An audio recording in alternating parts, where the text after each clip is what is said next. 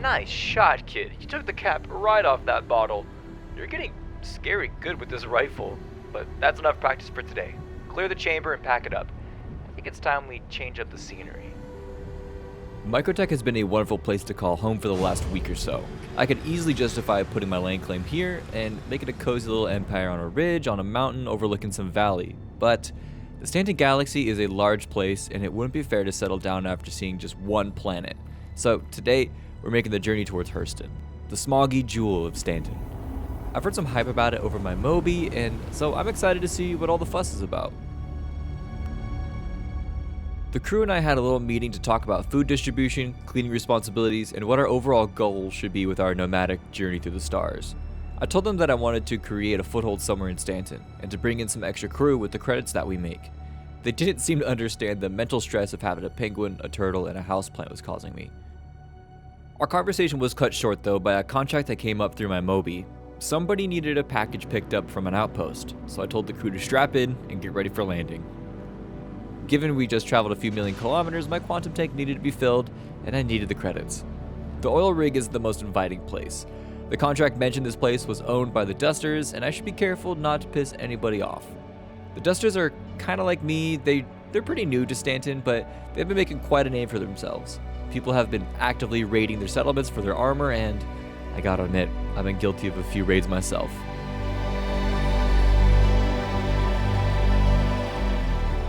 Ooh, what's this? Somebody's been talking to someone with, wow, very deep pockets. I don't know half the names on this list, but there has to be close to 500 million credits tied up with this cargo manifest. I can't download anything from here, but there might be another terminal close by. Ooh, this is a cozy little shack. Keep this place in mind. Maybe it's for sale. Alright, what's in here? What? Wow, it's not password protected or anything? Clovis Darneely. Your name is all over this manifest. What do you know? Boarding. Unauthorized remote access detected. Cargo manifest compromised. Please advise. I was able to pull some rough information off the laptops that I found at the rig. They all talked about some major players moving cargo of all kinds around Stanton. Maize, weevil eggs were just some of the most expensive items on that list. The locations of these goods were scrambled, but all the orders came from one place, reclamation and disposal, from some guy named Clovis. And I think it's time to go to Lorville and see what he has to say about those shipments. If I can get my hands on just one of those boxes, the crew and I would have enough credits to really make a difference in our lives. Yeah. Still alive, I think. My name is Clovis Darneely. Wonderful to meet you. Another soot-filled, chemical-stained sunrise brings another chance to avail ourselves of our current situation. The devil's in the details, I believe. Read them well. Splendid. Wonderful. Best of luck. From our short conversation, Clovis let me in on the fact that he had been double-crossed. He did put in those orders for all that cargo, but either the crews or somebody else was taking the cargo and running.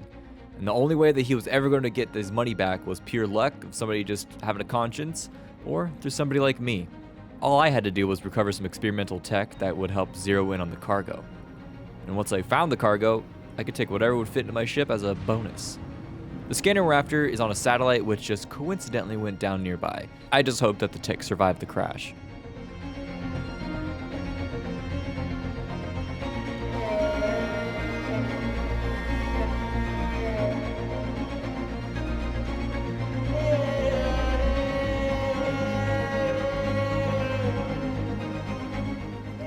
I got the hardware, but all that programming is locked behind some pretty beefy security.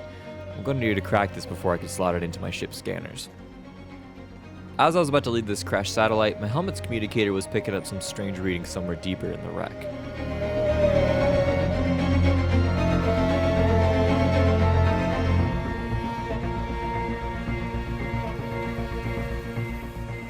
This message is for all freelancers that have contracts with the Scion. Your plan has changed. You've all been marked for death by Clovis. He's got some new team working the case. Get your shipments back to base before it's too late. It's only a matter of time before they have you in their crosshairs. Trust no one, And remember, the stars bow to the unbroken. I let Clovis know that I had the signal booster, but it was no good unless someone could hack into it. His idea was to break into a Hurston security bunker and plug it in there and let his guy work some magic. I hated the idea, but if I wouldn't do it, he would get somebody who could. So because I didn't want to be public enemy number 1 at Hurston, I took his coordinates and headed down to the bunker. I had to park a good distance away though to keep my ship safe, and I just let the kid know to leave the engines running in case we needed to make a quick escape. Alright, everybody, buckle up. We're coming up on that bunker. Kid, full power to shields. Turtle, make sure that back door is locked. And Plant, the air smells pure in here, so keep it up. I really did not want to send any innocent people home in a body bag, but I did still come prepared in case somebody wanted to play hero.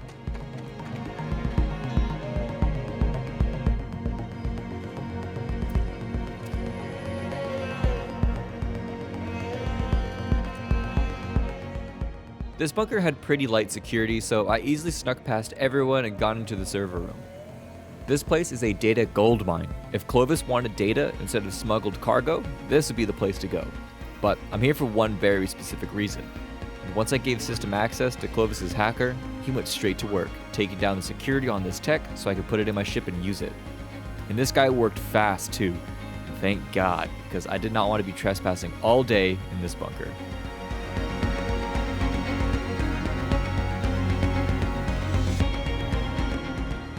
Right as I was leaving, my fingers slipped while scanning the area and I accidentally ended this man's life. Just in time too, because the common rate came back up, and now if I shoot anybody, I will have a bounty on my head, and that will make things so much tougher for the crew and I. So I just sprinted out of there before anybody could figure out what was going on.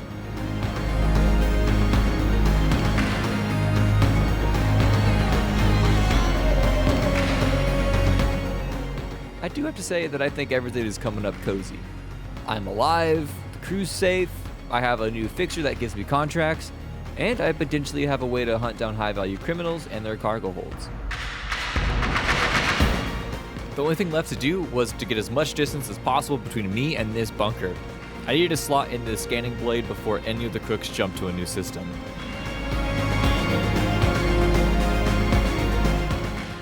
And I think it's about time we throw that blade into my scanners and see what it can pick up. And while the scanners are doing its thing, it's time to let the crew know to get ready for a fight. The kid got ready and the other two, well, they didn't want to lose their seats at the table. Whatever, I don't even think they'd be able to pull the trigger on the turret anyway. Our scanners picked up a pretty massive haul of cargo coming from Magda, a moon of Hurston. As I got closer to the planet, I did pick up multiple hostile signatures, and before I knew it, we were in the thick of it.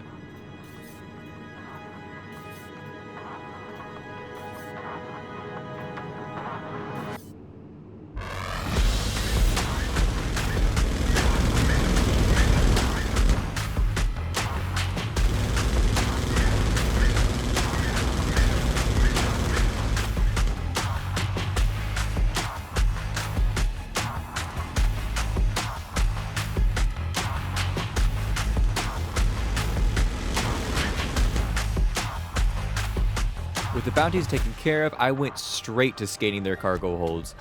The biggest ship had a huge payday inside, 2 full containers of weevil eggs. Now I just had to find out how to get them out of the belly of this ship. The winds of Magda turned this wreck into a giant sled. I tried everything to get in and stop it from sliding around. I thought maybe the industrial-sized tractor beam could slow it down, but that didn't work.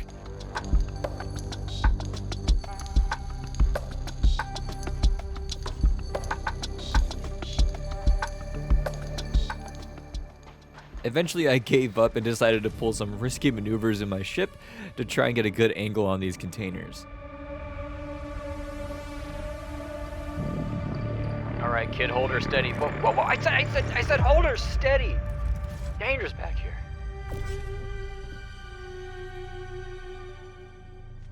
Nothing was worth more than the lives of the crew, so I sadly had to let those weevil eggs sail off and over the horizon. Lucky for me, there were plenty of other wrecks to scan, and one of them just happened to have a large shipment of neon on board. It's not as expensive as eggs, but hey, this will still be a pretty big payday for the crew and I. But again, the problem is just getting these stupid crates out of their metal coffins. This 32 SCU crate is massive and would require some serious redecorating in my cargo hold if I even wanted to attempt to fit it.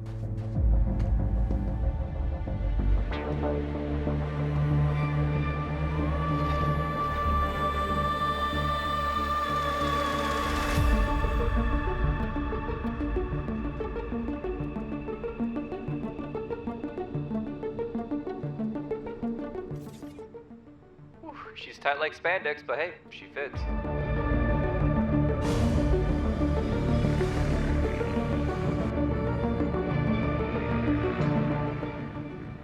I let Clovis know where part of his shipment was, and I headed off to sell a box right back to him, a little bonus for myself.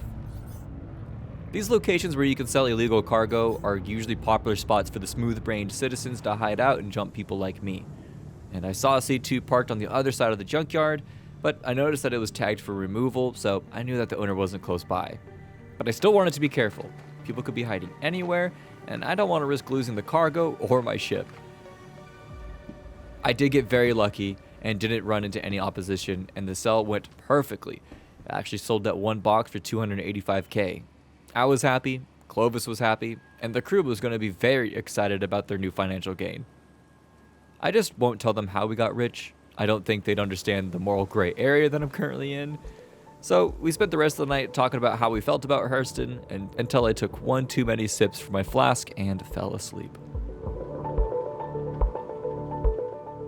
So, what do you guys think about Hurston? It's the land of opportunity, right? It might be a little bit hard to breathe at times, but that's a small price to pay for financial freedom, right? Down the hatch.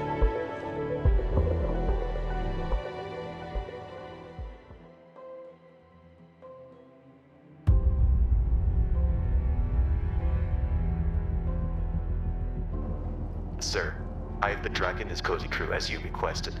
They continue to take our contracts but have gone off course. They intercepted one of our cargo runners. They took millions from us. Is that right? Then maybe it's time we take something of theirs.